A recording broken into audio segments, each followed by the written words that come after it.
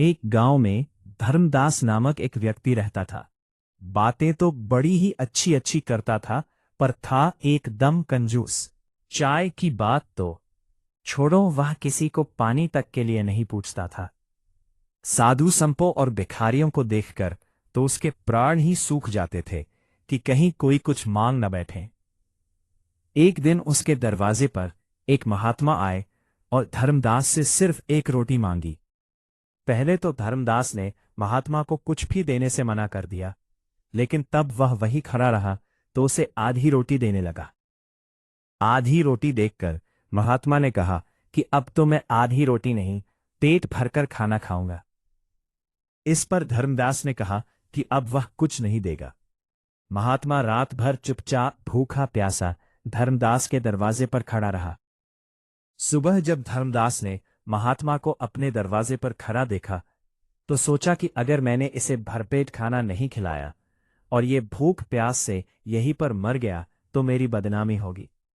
बिना कारण साधु की हत्या का दोष लगेगा। धर्मदास ने महात्मा से कहा कि बाबा तुम भी क्या याद करोगे, आओ पेट भरकर खाना खा लो। महात्मा भी कोई ऐसा वैसा नहीं था। धर्मदास की बात सुनकर महात्मा ने कहा कि अब मुझे खाना नहीं खाना, मुझे तो एक कुआं खुदवा दो। लो, अब कुआं बीच में कहां से आ गया? धर्मदास ने साधु महाराज से कहा। धर्मदास ने कुआं खुदवाने से साफ मना कर दिया। साधु महाराज अगले दिन फिर रात भर चुपचाप भूखा प्यासा धर्मदास के दरवाजे पर खड़ा रहा। अगले दिन सुबह भी जब धर्मदास ने साधु महात्मा को भूखा प्यासा अपने दरवाजे पर ही खड़ा पाया तो सोचा कि अगर मैंने कुआं नहीं खुदवाया तो ये महात्मा इस बार जरूर भूखा प्यास मर जाएगा और मेरी बदनामी होगी। धर्मदास ने काफी सोच विचार किया और महात्मा से कहा कि साधु बाबा, मैं तुम्हारे लिए एक कुआं खुदवा देता हूं और इससे आगे अब कुछ मत बोलना। नहीं, एक नहीं, अब तो 2 कुएं खुदवाने पड़ेंगे। महात्मा की फरमाइशें बढ़ती ही जा रही थी। धर्मदास कंजूस जरूर था, बेवकूफ नहीं। उसने सोचा कि अगर मैंने 2 कुएं खुदवाने से मना कर दिया तो ये 4 कुएं खुदवाने की बात करने लगेगा। इसलिए धर्मदास ने चुपचाप 2 कुएं खुदवाने में ही अपनी भलाई समझी। कुएं खुदकर तैयार हुए तो उनमें पानी भरने लगा। जब कुओं में पानी भर गया तो महात्मा ने धर्मदास से कहा, 2 कुओं में से एक कुआं मैं तुम्हें देता हूं और एक अपने पास रख लेता हूं। मैं कुछ दिनों के लिए कहीं जा रहा हूं, लेकिन ध्यान रहे मेरे कुएं में से तुम्हें एक बूंद पानी भी नहीं निकालना है। साथ ही अपने कुएं में से सब गांव वालों को रोज पानी निकालने देना है। मैं वापस आकर अपने कुएं से पानी पीकर प्यास बुझाऊंगा।